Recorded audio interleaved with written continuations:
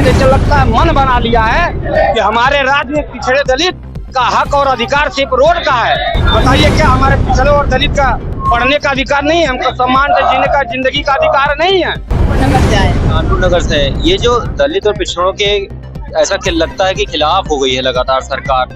800 की नियुक्ति क्यों नहीं दे रही है सरकार? लोगों को वापस घसीट के ऐसे कपड़े वपड़े फाड़ के गाड़ी में भर के वहीं पटक दिया जाता है।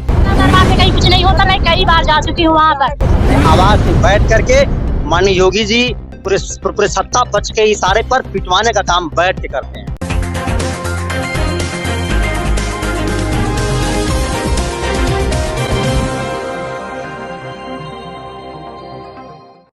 नमस्कार, मेरा नाम है अभिषेक श्रीवास्तव और आप देख रहे हैं जीके न्यूज।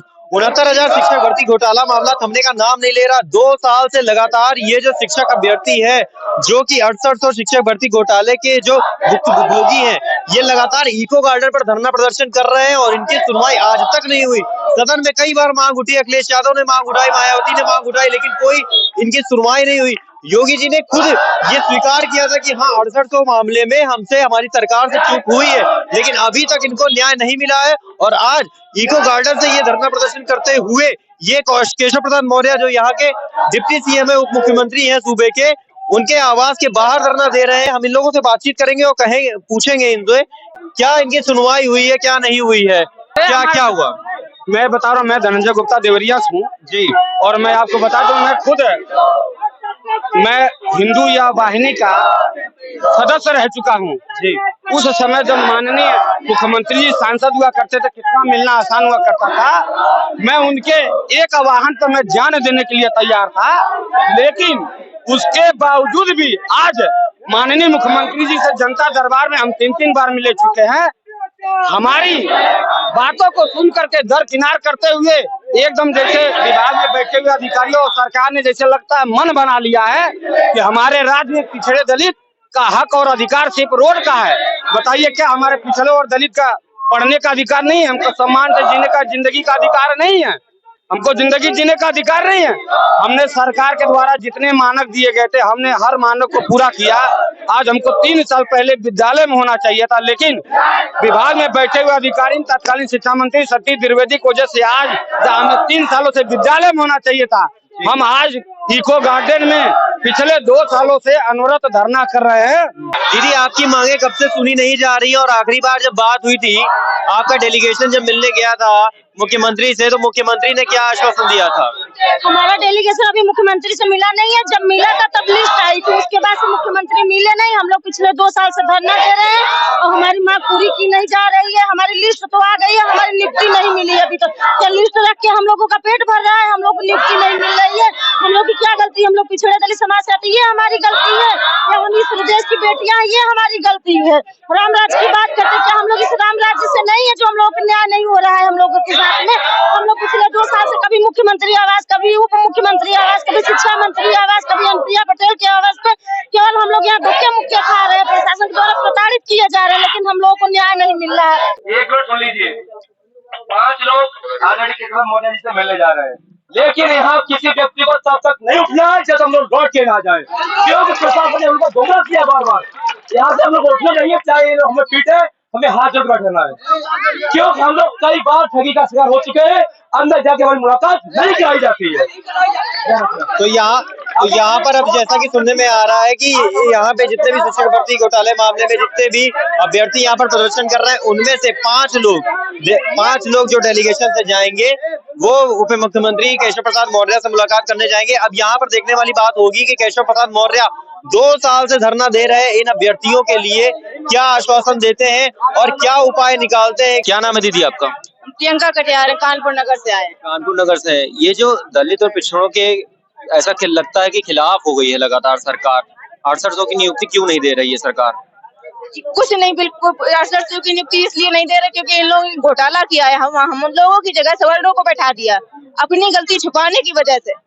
हम लोग यहाँ सड़कों पे मर रहे हैं, वहाँ कोई देखने तक नहीं आता। जहाँ जाते हैं 5 लोगों का डेलीगेशन लेके तो जाते, पर मुलाकात नहीं करवाई जाती कभी। हम लोग को वापस घसीट के ऐसे कपड़े वपड़े फाड़ के गाड़ी में भर के वहीं पटक दिया जाता है। 2 साल से ज्यादा हो रहा है हम लोग को वहाँ मरते मरते, कोई पूछने वाला नहीं है। इस तरफ आप देख सकते हैं दलित पिछड़ों की यही पुकार, नियुक्ति हमको दे सरकार। और ये नियुक्ति की जो मांग चल रही है वो 2 सालों से चल रही है। दीदी आप कहाँ से हैं? हम इलाहाबाद से हैं। आप यहाँ पर एक छोटे बच्चे को लेकर आई हैं। यहाँ पर अगर क्या कहते हैं पुलिस बल इतना तैनात है, अगर कुछ छीना झपटी खींचातानी होती है, आपको जबरदस्ती पुलिस बल का प्रयोग करके वैन में डाल के वापस डाला जाता है, तो इस बच्चे को चोट भी तो लग सकती है। हाँ सर लगी भी। अभी हम लोग गए, पुलिस प्रशासन हम लोग को मारी, हम लोग को घुसने नहीं दी। सब मेरे पेट में मारी, मेरे कपड़े ही खींचे गए सर। मेरा बच्चा रो रहा है। देखिए खींचातानी में मेरा ये तोड़ दिया गया। खींचातानी में ये टूट गया। जी सर देखिए, और मुझे धक्का दिया गया यहाँ पे भी मुझे चोट लगी। सर मेरे कपड़े खींचे गए सर, हमको कपड़े खींच के मारे गए, मुझको कमरे में बंद किया गया सर। देखिए वो कमरे में बंद कर दिए थे। किसी का जो योगी जी का जनता दरबार लगता है उसमें आप लोग कुछ नहीं होता, कुछ नहीं होता। जनता दरबार में कहीं कुछ नहीं होता। मैं कई बार जा चुकी हूँ वहाँ पर कुछ मिलता नहीं, बस कागज ले लो, उसको रख के पर्ची उसको फाड़ देते हैं। कहीं कुछ करते वर्ते नहीं। यहाँ तक हम लोगों की तो कोई सुनवाई नहीं हुई है, तो हम लोग ऐसे भटक नहीं होते। राम राज नहीं हो, वो ढकोसलाबाज है। ये रावण राज चल रहा है यार। हम लोग दलित और पिछड़े यहाँ मारे जा रहे हैं। ये राम राज नहीं, रावण राज है। इससे बढ़िया तो रावण राज ही रहे, वही बेटर है। सदन में नारी बंधन आरक्षण अधिनियम भी चलाते हैं और यहाँ पर महिलाएं, मैं देख रहा हूँ कई लोगों से मेरी बात हुई, वो कह रही है मुझे पीटा गया है, किसी को खींचा गया है, जबरदस्ती पुलिस वैन में भरकर डाला गया है, तो इनके आरक्षण पर बात क्यों नहीं करते? देखिए, नारी बंधन आरक्षण अधिनियम केंद्र सरकार माननीय मोदी जी इसको ला रहे हैं, इसका प्रचार प्रसार कर रहे हैं और ये प्रचार प्रसार बखूबी फर्जी प्रचार प्रसार है। हमारी स्टेट गवर्नमेंट में माननीय योगी जी नारी उत्थान की व्यवस्था कर रहे हैं, भरपूर प्रचार कर रहा है, मिशन शक्ति चल रही है। और बता दूं कि नारी उत्थान के लिए इतने पैसे, नारी बंधन आरक्षण अधिनियम के लिए इतने पैसा बर्बाद किया जा रहा है कि जिसकी कोई सीमा नहीं है। अगर एक एक पैसा हमारे देश, हमारे प्रदेश की जनता के लिए लगता तो मुझे लगता है कि उससे बेहतर, कई गुना बेहतर उत्थान हो जाता। देखिए हमारी बहनें, आपने सवाल किया कि इनको पिटवाने काम किया जा रहा है। ये हमारी बहनें अनसर सौ की पिछड़े दलित की बहनें केवल पहली बार नहीं पीटी जा रही हैं। पीटना तो दूर, इनके कपड़े फाड़े गए हैं। एक बार आप लोग इनके कपड़े फाड़े गए हैं, इनको अंदर खाने, मुझे कहने में शर्म आ रही है, मैं वो शब्द नहीं यूज कर सकता कि इनको कहाँ कहाँ मारा गया है। हमारे शिक्षा मंत्री संदीप लोधी हैं, माननीय कल्याण सिंह जी के पोते हैं, अपने आवाज से बैठ करके माननीय योगी जी पूरे सत्ता पक्ष के इशारे पर पिटवाने का काम बैठ के करते हैं। और इसके एक एक ऑडियो वीडियो नहीं, तमाम ऑडियो वीडियो प्रशासन के द्वारा, शासन के द्वारा मारते हुए दिखाई गई हैं, सोशल मीडिया पे टहल रही हैं। ये सब झूठा प्रचार है। पिछली बार जब मैं आपसे मिला था तो हमारी कुछ आपके अभ्यर्थियों से मुलाकात हुई थी, वो कह रहे थे कि आप लोग भाजपा कार्यालय गए थे, वहां पर बात करने गए थे, वहां पर भी आपका डेलीगेशन गया था, लेकिन वहां पर भी कुछ छीना झपटी हो गई थी कार्यकर्ताओं से, भाजपा कार्यकर्ताओं से हुई थी। भाजपा के कार्यकर्ताओं, अगर भाजपा के कार्यकर्ता हमारे साथ बदसलूकी कर रहे हैं तो आपको पता होना चाहिए कि वो सत्ता पक्ष के इशारे पर करते हैं। सत्ता पक्ष, माननीय योगी जी, माननीय मोदी जी, हमको ये माननीय केशव प्रसाद मौर्य जी, जिनकी आवाज पर आज हम लोग खड़े हैं, हमको न्याय नहीं देना चाहते, हमको गुमराह करना चाहते हैं। और अभी इनके ही वंशज का एक हमारा अमित भाई नाम है, मौर्य है, वो उसको कितना पीटा गया है, यही माननीय मौर्य जी, केशव प्रसाद मौर्य जी इलाहाबाद में हमारे लोगों को अपने जो है कार्यालय में बुला करके पिटवाने काम करते हैं। वो भी वीडियो जारी हुई थी। क्या नाम है भैया आपका? मेरा नाम वीर है, प्रयागराज से। अभी आपकी मुलाकात उप मुख्यमंत्री केशव प्रसाद मौर्य से हुई, क्या आश्वासन दिया उन्होंने?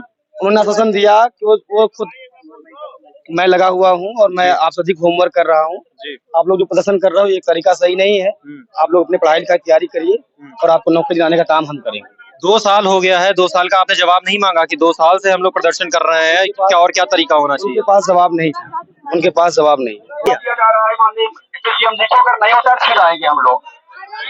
सुन लो, अरे यार सुन तो लिया करो। सोमवार तक का समय दिया जा रहा है, अगर नहीं निर्णय होता है तुम दोबारा फिर से आएंगे। तो हम लोग सोमवार तक का समय दिया गया है और अगर सोमवार तक इनकी मांगे नहीं पूरी होती हैं, अगर नियुक्ति पत्र नहीं दिया जाता है, तो एक बार फिर से यहीं पर उप मुख्यमंत्री आवास के बाहर फिर से यहीं पर धरना दिया जाएगा। ये पूछना चाह रहा हूँ आपसे, लोकसभा चुनाव आ गया है, क्या कहते हैं 4-5 दिन 10 दिन बाद आचार संहिता लग जाएगी, उसके बाद आपको धरना प्रदर्शन नहीं करने दिया जाएगा। लोकसभा चुनाव आ गया है, आपकी मांगे अभी तक पूरी नहीं हुई, 2 साल हो गए, बीच में एक और चुनाव निकल गया था, ठीक है। और मैं आपको पूछना चाहता हूँ कि मायावती जी ने अकेले चुनाव लड़ने का फैसला किया, तो ये जो पिछड़े और दलित लोग हैं, जिनकी सबसे बड़ी नेता अगर कही जाती है, मानी जाती है, तो मायावती जी मानी जाती है, क्या आप सबको जो वोट है वो उनको जाएगा? देखिए, अगर हमें न्याय नहीं मिलता, जैसा कि आप कह रहे हैं कि आचार संहिता लगने जा रही है, हम पूरे 6800 लोगों को सबसे बड़ी डर यही है कि हमारे पास मात्र 4 दिन बचे हैं। हमारी 26 तारीख को माननीय न्यायालय में सुनवाई चल रही है। माननीय न्यायालय में सरकार का जो सीएससी है, सरकार का जो सरकारी अधिवक्ता है, वो हमारे खिलाफ बयानबाजी कर रहा है। हमारे जो एटीआरई है, जो हमारी मेन जो है संवैधानिक कॉपी है, जिससे हमको नियुक्ति मिलनी है, उसको हराने का काम वहाँ पे कर रहा है, हमारे खिलाफ वहाँ बोल रहा है। और अगर हमारे पास मात्र 4 दिन और बचे हैं, अगर हमको 4 दिनों में न्याय नहीं मिलता, तो जैसा कि आप कह रहे हैं कि आचार संहिता लगने जा रही है, अगर आचार संहिता से पहले हमें न्याय नहीं मिलता, हमारा अनसर सौ का संगठन है, हमारा पूरा परिवार अनसर सौ का है, हम गांव-गांव जा करके इनके खिलाफ कन्विंसिंग करेंगे, इनके खिलाफ प्रचार करेंगे, इनको लोकसभा आयोग के ये आपके लोकसभा के चुनाव में इनको रैलियां नहीं करने देंगे। मैं बड़े दावे के साथ आपके चैनल के माध्यम से कहना चाहता हूँ कि छोटे मोटे नेताओं की बात छोड़ दीजिए, हम लोग माननीय मोदी जी की पूरे देश में चेक रैली नहीं करने देंगे। इनको सत्ता से, इनको चुनाव से बाहर करेंगे और इनको गांव के प्रधान की हैसियत का नहीं छोड़ेंगे। तो आप इस प्रकार से देख सकते हैं कि कितना गुस्सा है, कितना आक्रोशित है ये सभी 6800 के शिक्षक अभ्यर्थी जिनके साथ ये घोटाला हुआ है, जिनके साथ ये प्रताड़ना की गई है। 2 साल से ये लोग ये प्रताड़ना झेल रहे हैं और उनकी मांगे अभी तक मुख्यमंत्री योगी आदित्यनाथ ने नहीं मानी है। अभी तक इस पर कोई कार्यवाही नहीं हुई है और अब इनका कहना है कि 10 दिन में आचार संहिता लग जाएगी, 10 से 12 दिन या जितने भी दिन में, अगर इनकी मांगों पर कार्रवाई नहीं होती है तो लोकसभा चुनाव में ये गांव-गांव जा करके कैनवैसिंग इनके खिलाफ करेंगे और एक प्रधान की हैसियत तक का चुनाव जीतने तक का मोदी सरकार को नहीं छोड़ेंगे। कैमरा पर्सन के साथ मैं अभिषेक श्रीवास्तव, जीके न्यूज।